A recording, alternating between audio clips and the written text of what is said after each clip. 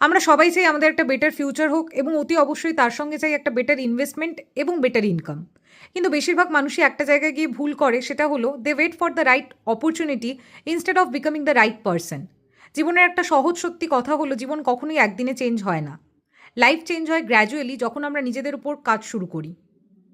Invest in your self মানে কোথাও এটা বলা নেই যে তোমাকে নিজের উপর অহেতুক টাকা পয়সা খরচ করতে হবে।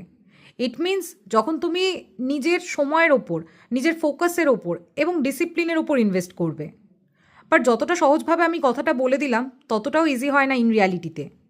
No one sees this phase, no clap, no validation, just you, your silent struggle, and your consistency. People may ignore you today, but the work you do, the version you are building right now, will decide how the world treats you tomorrow. So just do the work, stop chasing shortcuts, stop waiting for motivation. হয়তো তোমার হাতে টাকা পয়সা আজ আছে, কাল নাও থাকতে পারে।